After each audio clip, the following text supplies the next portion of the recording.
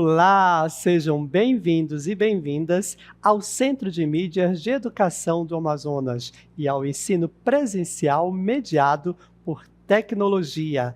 Eu sou o professor Dário Pinheiro, do componente curricular Sociologia, e estou aqui com vocês para juntos conversarmos e falarmos sobre a aula de número 12, que tem o objeto de conhecimento, noções de direitos humanos e cidadania, processos de disputas sociais e políticas entre diferentes grupos, bem como o reconhecimento e o respeito às diferenças linguísticas, culturais, religiosas, étnico-raciais, gênero, tendo a compreensão que essas relações são historicamente construídas. Problematização e desnaturalização das formas de desigualdade, preconceito, discriminação e intolerância no âmbito local, nacional e global. Detalhamento. Ações educativas e solidárias, ECA, Constituição Federal e outros documentos normativos de preservação dos direitos, deveres e garantia. Muito bem. Dito isso, vamos juntos para a nossa aula.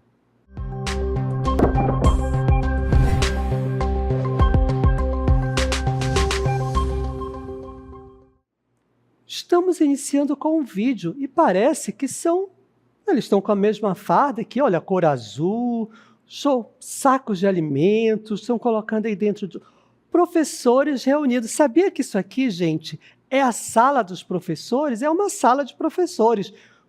Olha, com brindes, uma pessoa falando, apresentando, é representante aí desse espaço. Sabe, isso aqui é o Centro de Mídias de Educação do Amazonas, olha aí. E todos estão se organizando para um momento muito especial. Este vídeo representa quando os professores, a direção, se reúnem para juntos pensarem uma ação social. É uma ação social e educativa, porque tem alunos e alunas envolvidos e envolvidas aqui, olha só, ação social SEMEAN. Olha que interessante. Então, vocês viram aí toda a movimentação, pessoas se organizando. Na prática, é muito legal participar, organizar e levar esse tipo de ação social, educativa para outras pessoas. E foi isso que esse grupo de professores fez a um grupo de alunos em uma determinada comunidade, como vocês bem perceberam aqui neste vídeo. E aí vocês vão perguntar, muito bem, professor, muito legal, mas o que são ações educativas? E nós vamos tentar explicar, definir em poucas palavras o que são ações educativas para vocês. É uma atividade educativa e é também uma atividade formal, ou também não formal, deliberada, ou seja, as pessoas resolveram, entenderam fazer, foi deliberado, envolvendo alguma forma de comunicação destinada a trazer a aprendizagem. Ponto. Legal. De certo modo, são consideradas contrapartidas sociais, ou seja, são um retorno voltado para o benefício da sociedade a partir da execução de um determinado projeto.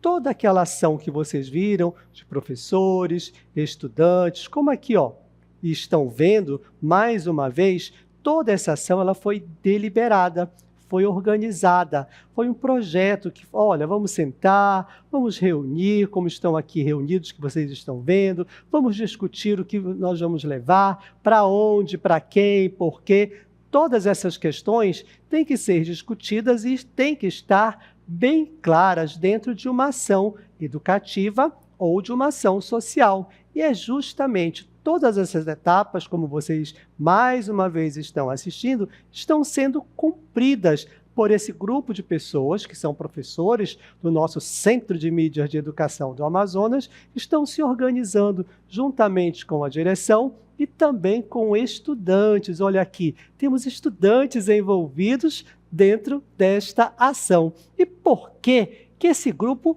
de repente, deliberou e resolveu fazer isso? Por que, então, fazer uma ação educativa?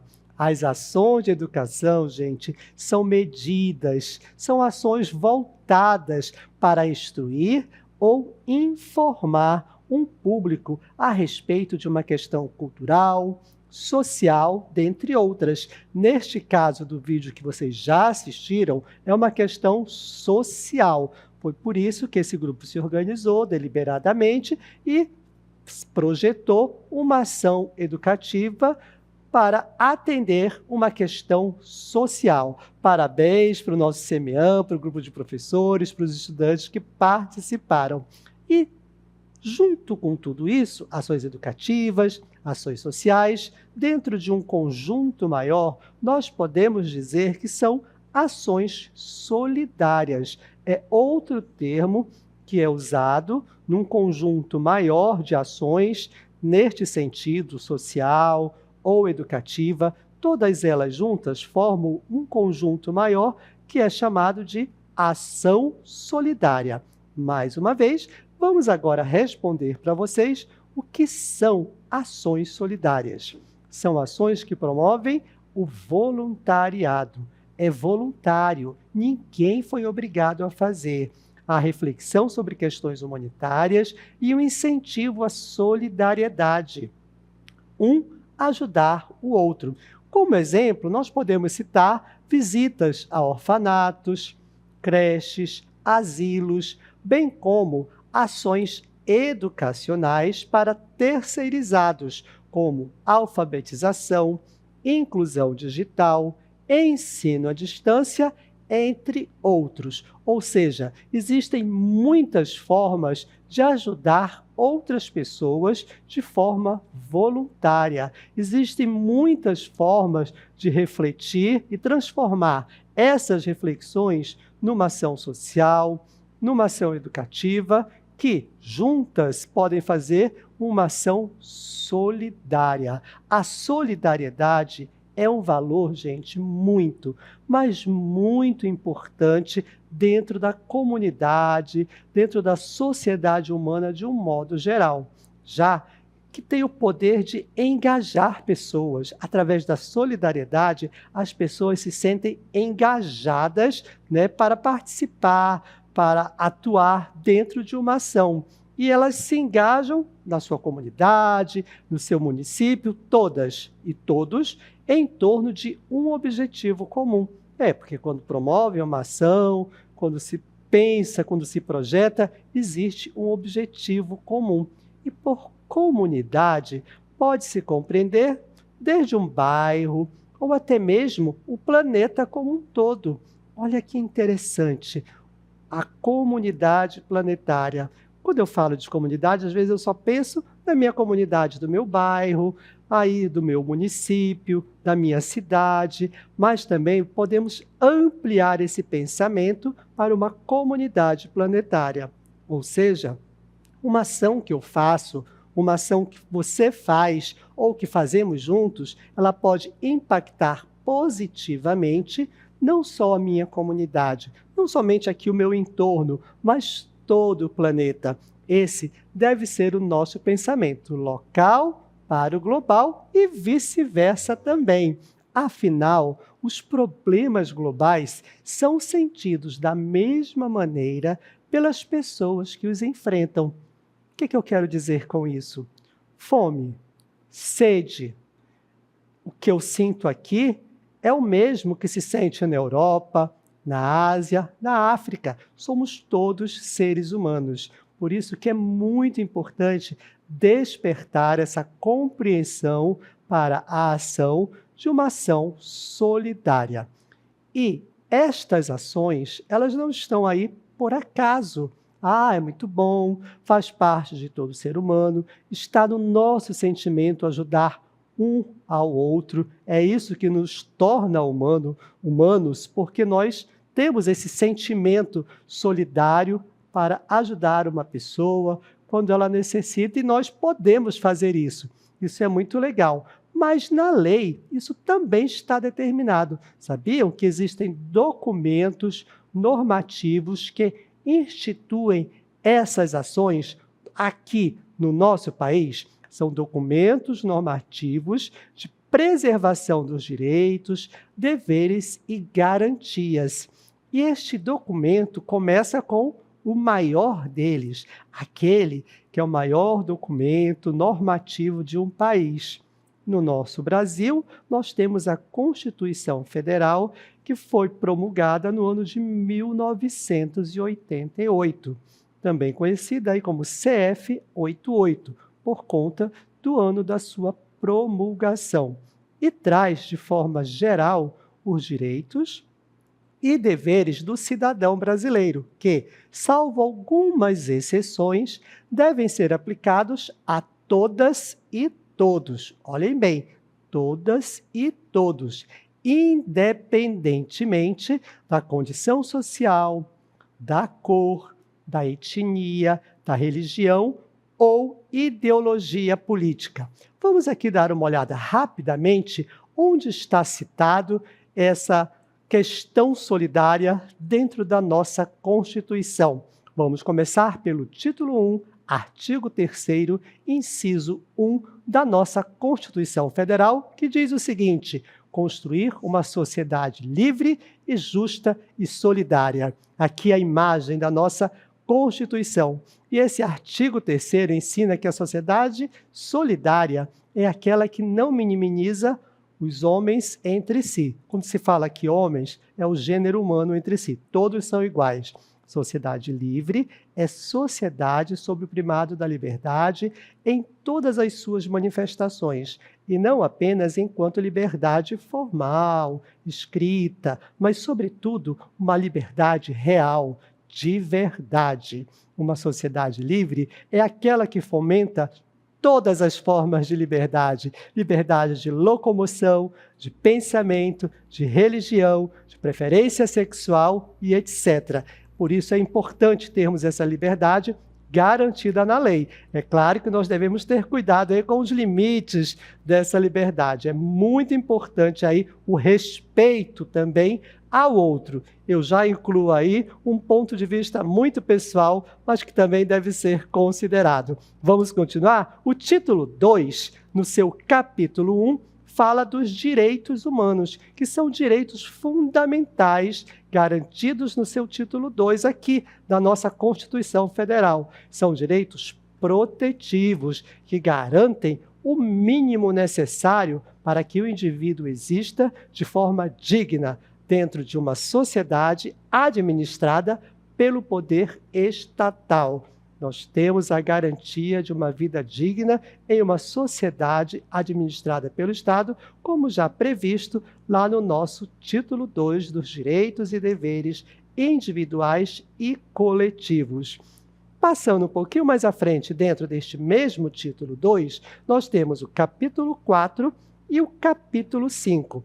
Esses dois capítulos, eles falam dos direitos políticos e dos partidos políticos. É muito importante que nessa sociedade de liberdade, de respeito um ao outro, os direitos políticos também sejam respeitados e que tenhamos liberdade com respeito para atuarmos politicamente e partidariamente. Por isso que o capítulo 5 vai nos falar dos partidos políticos e a sua organização dentro deste clima de liberdade e de respeito na sociedade brasileira, conforme prevê aqui no título 2 da nossa Constituição brasileira. E tem outros documentos. Nós começamos por aquele que é, digamos, o principal. Digamos não, ele é o principal, né, que norteia toda a conduta da sociedade, que é a nossa Constituição Federal de 1988. A partir da Constituição, outros documentos são estabelecidos para que nós tenhamos essa solidariedade através de documentos normativos que garantam direitos e deveres de todos nós. Outro documento, por exemplo, que norteia esse espaço solidário dentro da nossa área, que é a educação, porque estamos dentro de uma escola, falando com estudantes, professores e todos aqueles e aquelas que estão aí aprendendo, que estão buscando conhecimento dentro desse processo de ensino e aprendizagem em conjunto. Este documento ao qual eu quero me referir dentro da área educacional é a BNCC. A solidariedade também está na BNCC, que é a Base Nacional Curricular Comum, ou Comum Curricular, perdão. A solidariedade na escola, ela aparece em uma das competências gerais, e isso aparece sim, recomendando que os alunos desenvolvam, ao longo de sua vida escolar, princípios solidários para ter responsabilidade e cidadania. E qual é esta competência? É a competência de número 10, a 10ª competência geral, que tem o seguinte título: Responsabilidade e Cidadania. Esta competência define habilidades e aprendizagens essenciais para a formação integral de alunos responsáveis e cidadãos. A solidariedade está, sim, dentro desse documento, que é a BNCC, que vocês vão conhecer um pouquinho a partir do que vocês assistirão neste vídeo que vem agora. A Base Nacional Comum Curricular, BNCC, é um documento que define as principais diretrizes da educação básica brasileira. Ela define que a educação deve promover o desenvolvimento global dos alunos para serem capazes de contribuir com a formação de uma sociedade igualitária, ética e sustentável. Dessa forma, o objetivo é que as escolas deixem de ser apenas transmissoras de conteúdos, mas auxiliem o estudante a lidar com questões do âmbito emocional, cultural, tecnológico, socioambiental, responsabilidade, criatividade, entre outros. A BNCC estabelece 10 competências gerais que deverão ser trabalhadas da educação infantil ao ensino médio. Legal conhecer a nossa Base Nacional Comum Curricular, que é o documento que rege, que norteia toda a educação brasileira, desde a educação infantil até o ensino médio. Claro que a BNCC ela está prevista dentro da nossa Constituição Federal. E como aqui nós estamos falando especificamente de um ponto, apenas um ponto desses documentos normativos, Constituição Federal, Base Nacional Comum Curricular, BNCC, a gente vai pontuar aqui a competência 10, que prevê responsabilidade e cidadania. Desse modo, esta competência ela preconiza vamos acompanhar aqui, agir pessoal e coletivamente com autonomia, responsabilidade, flexibilidade, resiliência e determinação, tomando decisões com base em princípios éticos, democráticos, inclusivos, sustentáveis e solidários. A nossa competência 10 preconiza todas essas ações que nos levam a ter esse entendimento de como se portar, como agir e quais as habilidades são desenvolvidas quando estamos dentro de uma ação solidária, de uma ação educativa ou de uma ação social. Tudo isso já está previsto para que no dia a dia do estudante ele atinja essas habilidades já previstas e preconizadas na competência número 10 da nossa BNCC, ok? Então vamos agora citar um exemplo de um documento que também é normativo e que está previsto, que já está atuando dentro da nossa sociedade e que também visa essa proteção, essa garantia de direitos e garantia também de deveres a todos os cidadãos e que tem como base essas ações educativas, sociais, solidárias, pensando nessa solidariedade e nesse compromisso que todos nós cidadãos devemos ter uns com os outros. Especificamente, vamos citar o ECA, que no Brasil é o Estatuto da Criança e do Adolescente, muito conhecido como ECA na nossa sociedade. Garanto que vocês já ouviram falar dessa sigla, ECA, ECA. O que é o ECA, gente? É o conjunto de normas do ordenamento jurídico, muito bem, que tem como objetivo a proteção dos direitos da criança e do adolescente, aplicando medidas e expedindo encaminhamentos para o juiz. Vejam como ele é sério e funciona na prática também. É o marco legal e regulatório dos direitos humanos de crianças e adolescentes. Visa garantir direitos para um público muito específico, crianças e adolescentes.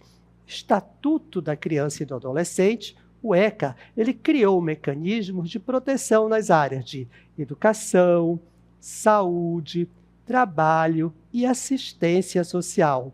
Percebam que o ECA abrange várias áreas da nossa sociedade, sempre com o objetivo de amparar e garantir os direitos de crianças e adolescentes. Assim, ficou estabelecido o fim da aplicação de punições para adolescentes.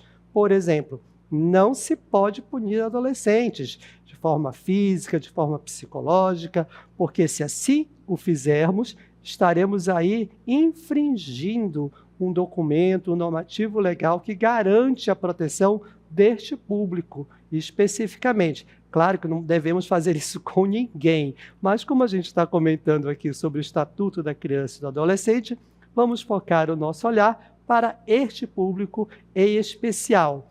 E, a partir daí, eles são tratados com medidas de proteção, em caso de desvio de conduta e com medidas socioeducativas, em caso de cometimento de atos infracionais.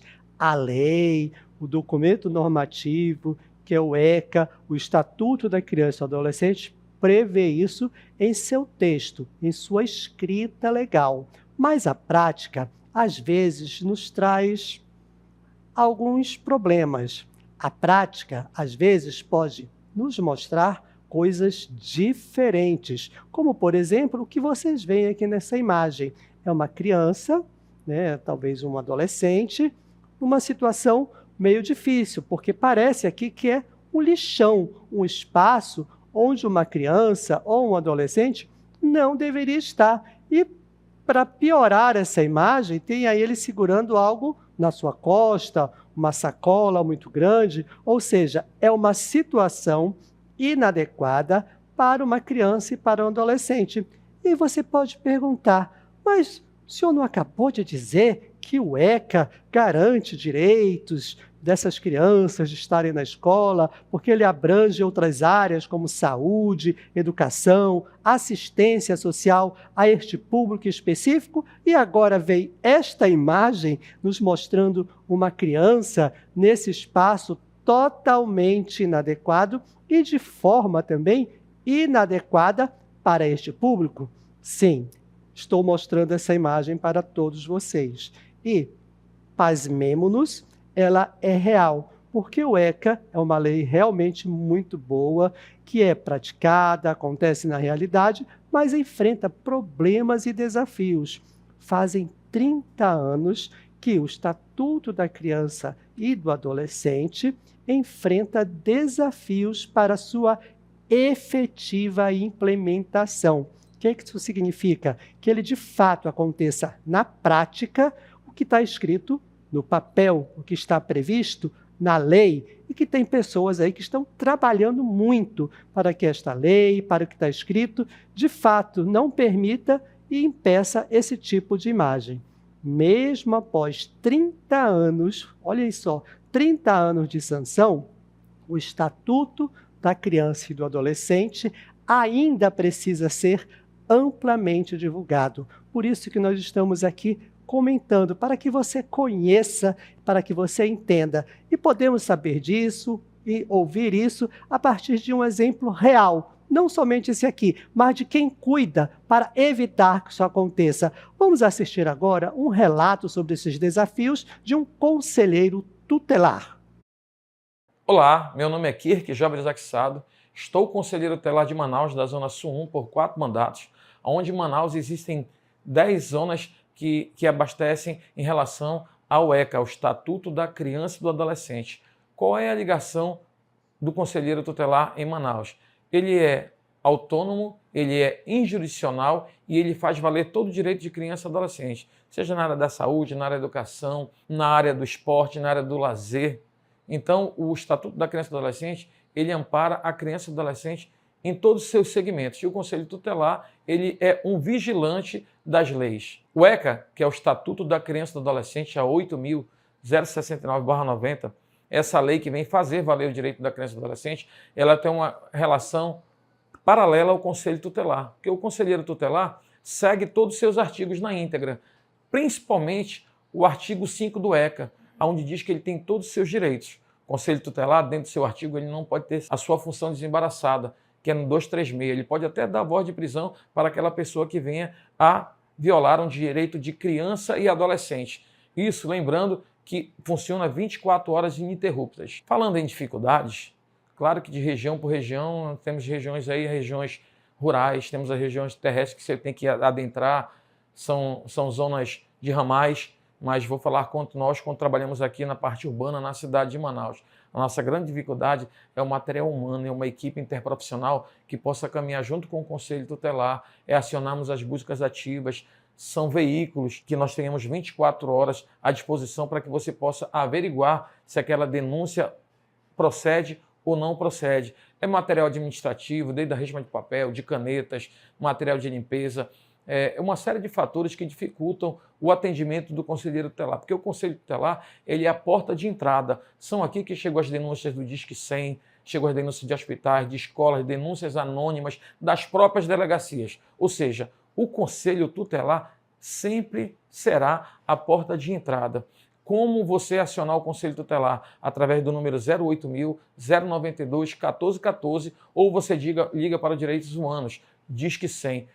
Não seja omisso, faça a denúncia, participe. O documento ele é materializado quando os conselhos tutelares são implantados e implementados dentro das cidades, não só amazonenses, mas do nosso Brasil. Ele é uma instituição, no caso o Conselho Tutelar, que vai materializar aquilo que está na lei, ou seja, que aqueles problemas que são detectados, que são denunciados, para que eles deixem de ocorrer e que essa lei, para que esse atendimento garanta o direito das nossas crianças e dos nossos adolescentes. E como bem falou o nosso conselheiro, dificuldades existem, problemas eles existem. Ele citou apenas a questão urbana, que é o espaço onde ele atua, mas as dificuldades são encontradas em todos os nossos municípios. É bem provável que sim, mas nós estamos aqui para acompanhar a partir do conhecimento que estamos recebendo agora. É importante que nós tornemos essa lei conhecida para também possa resistir aos ataques. Ou seja, quando a gente fala em ataque, são as crianças e os adolescentes que são tratados de maneira inadequada. Não somente conhecer a lei, mas também denunciar. E também, por parte do poder público, podemos dizer que tem que haver uma prioridade de investimentos. Porque os conselheiros tutelares, os conselhos tutelares precisam de material humano, material técnico, para que as ações possam ser, de fato, efetivadas e garantir o pleno funcionamento desses conselhos em todos os âmbitos, como vocês viram e assistiram no vídeo, principalmente aqui no nosso caso, na área da educação e também da saúde. Outro problema enfrentado nesses 30 anos é a questão da territorialidade e desigualdade que existe dentro da nossa sociedade. Mais uma vez, é importante frisar, a nossa lei, desde a Constituição, a nossa base comum Nacional Comum Curricular, o ECA, como nós citamos, enfrentam problemas. Há 30 anos, o ECA foi instituído, mas até os dias atuais, enfrenta desafios para sua efetiva implementação. Mas a lei existe e a nossa garantia de direitos também. Pensemos e façamos ações solidárias, educativas e sociais para garantir a aplicação dessas leis e do nosso bem-estar. Muito obrigado pela participação de todos e nos vemos em próximas aulas.